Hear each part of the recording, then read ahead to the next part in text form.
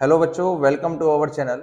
आज एक बहुत ही इम्पोर्टेंट डिस्कशन करने वाले हैं हम regarding 10th and 12th board class MP board.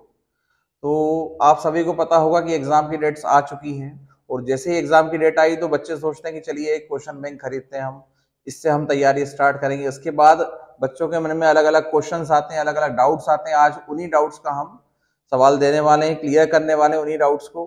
तो चलिए स्टार्ट करते हैं डिस्कशन। सबसे पहले इस डिस्कशन में हम कुछ पॉइंट्स डिस्कस करेंगे। पहला पॉइंट हम डिस्कस करेंगे, बच्चे सबसे ज्यादा जो क्वेश्चन पूछ रहे हैं वो ये है कि हम परीक्षा बोध खरीदें या परीक्षा अध्ययन। तो इस पर्टिकुलर पार्ट को हम डिस्कस करेंगे, कौन सी क्वेश्चन बैंक बेटर होती है। दूसरा पॉइंट, कई बच्चे ये पूछते हैं कि हम क्वेश्चन बैंक तो यूज कर रहे हैं, पर क्या ये क्वेश्चन बैंक यूज करके हम 90 प्लस मार्क्स लेकर के आ सकते हैं। तो इस चीज का हम आपको आंसर देंगे, कर सकते हैं या नहीं, ऐसा डाउट क्लियर करेंगे आपका, ये हो सकता है या नहीं, ऐसा हो सकता है तो क्या स्ट्रेटेजी होगी पढ़ने की। तो ये 3 पॉइंट मेनली अगर देखा जाए तो हम यहाँ डिस्कस करने वाले इस वीडियो में, इसलिए आप हमारा ये वीडियो स्टार्ट से लेके एंड तक जरूर देखें। आपको सारे जो आपके क्वेश्चन है हम कोशिश करेंगे कि उसके आंसर्स मिल जाए। चलिए सबसे पहले आपका पहला डाउट क्लियर करते हैं हम कि परीक्षा बोध हमें रेफर करना है या परीक्षा अध्ययन। तो जो मेरा पर्सनल सजेशन है, इसको रिकमेंडेशन की तरह ना लें आप कोई भी, जो मेरा पर्सनल सजेशन है वो ये है कि हमें परीक्षा बोध यूज करना चाहिए। प्रीवियस जो मेरे एक्सपीरियंस रहे हैं उसके अकॉर्डिंग मुझे लगता है कि परीक्षा बोध ज्यादा बेटर है अगर हम परीक्षा अध्ययन से कंपेयर करते हैं तो। और बाकी जो अगला पार्ट में डिस्कस करने वाला हूँ स्ट्रेटेजी, या जो अगला क्वेश्चन था जो मुझे क्लियर करना है, उसमें मैं और बेटर ये बात समझा पाऊंगा कि आपको ये वाली बुक रेफर करनी है या परीक्षा अध्ययन रेफर करनी है। पर फिलहाल अगर एक वर्ड में या एक लाइन में आप आंसर चाहते हैं कि कौन सी बुक बेटर है, तो मैं बोलूंगा, और जो मेरा एक्सपीरियंस है उसके बेसिस पे मैं बोलूंगा कि आपको परीक्षा बोध रेफर करनी चाहिए। अगला क्वेश्चन जो आपके दिमाग में आता है वो ये है कि क्या ये बुक सफिशिएंट है, क्या इसको पढ़ के हम पूरे नंबर ला सकते हैं, क्या इसको पढ़ के हम 90 प्लस ला सकते हैं। तो आंसर होगा मेरा हाँ, इसको पढ़ के आप पूरे नंबर ला सकते हो, इसको पढ़ के आप 90 प्लस ला सकते हो। पर लेकिन सिर्फ इसको पढ़ के ऐसा नहीं किया जा सकता, आपको एक स्ट्रेटेजी को फॉलो करना होगा। इस बुक को यूज कैसे करना है इस बारे में भी आपको समझना होगा। नहीं तो हर बच्चा ही इस तरीके से 90 प्लस ला सकता है, और आपको पता है कि हर बच्चा तो 90 प्लस बोर्ड एग्जाम्स में नहीं लाता। फिर उनकी पढ़ाई में और दूसरे बच्चों की पढ़ाई में क्या अंतर होता है, तो बस वो एक छोटी सी स्ट्रेटेजी है। हमें यहाँ पे एक स्मार्ट स्ट्रेटेजी फॉलो करनी है, और अगला पॉइंट अपन डिस्कस करेंगे उसी बारे में कि ये स्ट्रेटेजी क्या है, किस तरीके से हम 90 प्लस मार्क्स ला सकते हैं। अब हम डिस्कस करते हैं वो स्ट्रेटेजी, और क्या स्ट्रेटेजी रहेगी 90 प्लस स्कोर करने के लिए इस बुक को रखते यूज करते हुए। तो देखिए बेटा, सबसे पहले तो इस बुक को पूरा पढ़ना है, पर लेकिन किस तरीके से पढ़ना है, आपको इससे इंफॉर्मेशन गेन करनी है, ना कि आपको रट लेना है कि पूरी किताब रट लेते हैं। चलिए फिल इन द ब्लैंक्स है तो फिल इन द ब्लैंक्स को सीधे सीधे रट लेते हैं। होता क्या है, ये बुक से पूरा क्वेश्चन पेपर आएगा, पर लेकिन जो फिल इन द ब्लैंक्स का क्वेश्चन है हो सकता है वो 1 मार्कर में 1 वर्ड में आपसे पूछ लिया जाए। हो सकता है 1 वर्ड का क्वेश्चन कहीं मैच द कॉलम में फंसा दे। जनरली प्रीवियस ईयर में जब हम देखते हैं तो डायमेंशनल फॉर्मूला पूछे गए हैं, तो कोई dimensional formula fill in the blanks में पूछ रहा है, हो सकता है वही नेक्स्ट ईयर कहीं ना कहीं पे मैच द कॉलम में जाए। तो आपको इन्फॉर्मेशन निकालनी है, आपको ये नहीं सोचना है कि मैं इस किताब को उठाऊं और पूरा रट डालते हैं, एक एक शब्द को, एक एक पूरी लाइन को हम रट लेते हैं, मैच द कॉलम पूरे पढ़ लेते हैं, एज इट इज आना चाहिए। तो आप एज इट इज एक्सपेक्ट नहीं करें, आपको इससे इन्फॉर्मेशन निकालनी है और फिर आपको उसको याद रखना है, तैयार करना है। तो इस बुक को आप इन्फॉर्मेशन के लिए रेफर करें। दूसरा, इस बुक में जो क्वेश्चंस है आप वो क्वेश्चंस देखें, बाकी लैंग्वेज जरूरी नहीं है कि आप डिक्टो उसी की फॉलो करें।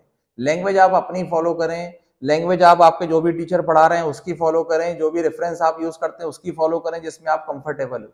आप पूरा पूरा इस बुक को एज अ रेफरेंस यूज नहीं कर सकते, आपको सिर्फ यहाँ से क्वेश्चन देखने हैं, इन्फॉर्मेशन निकालनी है कुछ इंपॉर्टेंट क्वेश्चन की, और आपको यहाँ से क्वेश्चन बैंक मिलता है, उन क्वेश्चन को तैयार करना है। कुछ बातें आप दिमाग में रखें, मैं बोलूंगा कि 3 पॉइंट बता रहा हूं मैं आपको, आप दिमाग में रखना। अपनी तैयारी को आप 3 हिस्सों में बांट दें। सबसे अच्छी स्ट्रेटेजी यही है कि अपनी तैयारी को आप 3 हिस्सों में बांट दें। अगर आप देखते हैं जनरली 10th का भी देखें हम पेपर, या 12th पे ज्यादा फोकस करें, 12th का पेपर देखते हैं, तो 12th में हम देखते हैं कि 70 मार्क्स का क्वेश्चन पेपर आता है फिजिक्स का। एग्जाम्पल दे रहा हूं मैं आपको, मैथमेटिक्स का 80 मार्क्स का आता है।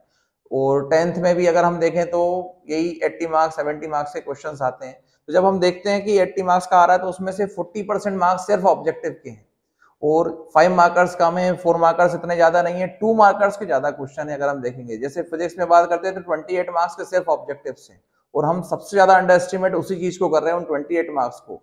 5 मार्कर की बात की जाए फिजिक्स में ही, तो अगर हम 2 टॉपिक भी पढ़ के जाए तो हमारा काम बन जाता है। जैसे हमने एक एग्जांपल दे रहा हूं मैं आपको कि जैसे हमने ट्रांसफार्मर पढ़ा, जैसे हमने सिर्फ टेलीस्कोप पढ़ के चले गए, तो ये 2 टॉपिक भी पढ़ के जा रहे हैं तो 5 मार्कर हमारे कवर हो जाते हैं। तो बहुत ज्यादा हमें स्ट्रेस लेके पढ़ाई नहीं करनी है, इन सब चीजों पे स्ट्रेस नहीं देना है हमें बहुत ज्यादा, हमें 1 मार्कर पे स्ट्रेस देना है पूरा, 1 मार्कर 2 मार्कर, क्योंकि 2 मार्कर कई बार रीजनिंग का क्वेश्चन आ जाता है, व्हाट इफ दिस हैपेंस, इस टाइप के कुछ क्वेश्चंस पूछे जाते हैं कि ऐसा हुआ तो क्या होगा, अगर स्पीड ऑफ लाइट को इतना कर दिया जाए तो क्या चेंज आएगा, अगर लेंस को लिक्विड में डाल दें तो क्या चेंज आएगा, इस टाइप के कुछ क्वेश्चंस पूछे जाते हैं। तो रीजनिंग वाले जो क्वेश्चन है वो आप इस बुक से रेफर करें, बहुत अच्छे क्वेश्चन है वो, बार बार बस इसी बात पे फोकस करें कि इस बुक से हमें इंफॉर्मेशन निकालनी है। तो की पॉइंट्स अपन तैयार करते हैं इसके, नहीं तो ये डिस्कशन इसी तरीके से चलता रहेगा। सबसे पहले इस बुक से आपको इन्फॉर्मेशन निकालनी है, पहला पॉइंट जो हमारी स्ट्रेटेजी में है, हमें इसको रटना नहीं है, हमें मेन इन्फॉर्मेशन निकालनी है। दूसरा पॉइंट, हमें इसको कैसे यूज करना है, हमें इन्फॉर्मेशन तो निकालनी है, फिर हमें इससे क्वेश्चंस निकालने, क्वेश्चन बैंक की तरह इसको यूज करना है। अब क्वेश्चंस भी पूरे नहीं पढ़े जा सकते, इसके क्वेश्चंस कैसे छाटने हैं, तो क्वेश्चन छाटने के लिए बेटा आप ब्लूप्रिंट को रेफर करें, आप ब्लूप्रिंट को रेफर करें। ब्लूप्रिंट को कैसे रेफर करेंगे, आप ब्लूप्रिंट में देखें, जैसे चैप्टर 1 है तो क्या उससे 4 मार्कर आ रहा है, क्या उससे 5 मार्कर आ रहा है, अगर 4 मार्कर 5 मार्कर नहीं आ रहा तो 3 मार्कर 2 मार्कर, कौन से टॉपिक बचते हैं जो इंपॉर्टेंट है। आप इस बुक में जहां पे लिखा रहता है यूनिट 1 यूनिट 2, वहां पे इंपॉर्टेंट टॉपिक लिख के रख लें कि ये एक्सपेक्टेड है। और मैं भी आगे इन सब चीजों के ऊपर वीडियो बनाने वाला हूँ, पूरी सीरीज लाने वाला हूँ कि किस तरीके से आपको तैयारी करनी, इवन एक एक इंडिविजुअल यूनिट के लिए मेरी तैयारी है कि आपको गाइड किया जाए। तो आप चैनल से जुड़े रहें, सब्सक्राइब जरूर करें चैनल को, जल्दी ही मैं ये सारी चीजें करने वाला हूँ। 1 मार्कर के लिए भी एक अलग से सीरीज हम लोग प्रिपेयर कर रहे हैं, एक रिसेंटली मैंने वीडियो भी डाला था, डिस्क्रिप्शन में आपको उसका लिंक मिल जाएगा। इस टाइप के और भी वीडियोस हम बनाने वाले हैं, तो चैनल से जरूर जुड़े रहें, तो उसमें और मैं आपको अच्छे से ये सारी बातें बता पाऊंगा। तो स्ट्रेटेजी में दूसरा पॉइंट समझ में आया हमें कि हमें इससे क्वेश्चन बैंक निकालना है, क्वेश्चन बैंक की तरह यूज करना है, लैंग्वेज पूरी पूरी हमें फॉलो नहीं करनी है इसकी। और इस स्ट्रेटेजी का आखिरी पॉइंट, सबसे ज्यादा इंपॉर्टेंट पॉइंट, हमें पीवाईक्यूज यानी प्रीवियस ईयर क्वेश्चन पेपर्स को अंडर एस्टिमेट नहीं करना है। प्रीवियस ईयर क्वेश्चन से अगर देखा जाए कोई भी बोर्ड एग्जाम में आप एनालाइज करेंगे 50-60% तो हमारे पास प्रीवियस ईयर से ही जाता है। तो सबसे ज्यादा इंपॉर्टेंट होगा कि हम प्रीवियस ईयर क्वेश्चंस को अंडर एस्टिमेट नहीं करें, उनको भी हम करते हैं। जैसे हमने चैप्टर 1 पढ़ा, चैप्टर 1 के आप देखें पीवाईक्यूज क्या क्या पूछे गए थे, कुछ भी मत छोड़ो आप, match the column, fill in the blanks, 1 marker जितने थे, 3 मार्कर 4 मार्कर 5 मार्कर, भले ही चाहे अभी ब्लूप्रिंट में उसका 5 मार्कर नहीं हो और पहले पूछा गया है तो भी आप उसका 5 मार्कर कर लें, हो सकता है उससे काट छाट के थोड़ा सा आपको दे दिया जाए। ऐसा ही होता है, प्रीवियस एक्सपीरियंस हमारा रहा है, हमने ये सारी चीजें देखी है। तो स्ट्रेटेजी हमारी यही रहेगी, अगर इसको आप फॉलो करेंगे तो आप आराम से 90+ मार्क्स इस बुक को यूज करते हुए ला सकते हैं। तो बच्चों, अब मुझे लगता है कि आपके सभी डाउट्स क्लियर हो गए होंगे। और कोई अगर आपका डाउट हो तो आप कमेंट बॉक्स में डालें, वो मैं पूरी कोशिश करूंगा जल्दी उसका वीडियो बना जाए या किसी भी तरीके से मैं आपको आंसर दूंगा। इसके अलावा बच्चों, मैं जल्दी ही एक सीरीज लाने वाला हूँ, प्रीवियस ईयर क्वेश्चन सॉल्व करवाएंगे, उसमें रिवीजन पूरे पूरे चैप्टर्स रहेंगे, 1 मार्कर्स के लिए अलग से सीरीज लाने वाले हैं। ये सब का फायदा आपको भी मिले, इसलिए चैनल को सब्सक्राइब जरूर करें, लाइक जरूर करें अगर आपको हमारा वीडियो पसंद आ रहा है तो, और बेल आइकन को जरूर दबा दें जिससे आपको ये सारी इन्फॉर्मेशन मिलती रहे, कोई भी इन्फॉर्मेशन मिस नहीं होनी चाहिए। हो सकता है आपके हमारा अगर आप 5 मिनट का वीडियो देख रहे हैं तो हो सकता है आपके 2 या 3 नंबर पक्के हो जाएं, इसलिए एक एक मिनट मायने रखता है। आप चैनल को सब्सक्राइब जरूर करें और बेल आइकन जरूर दबा दें। Thank you.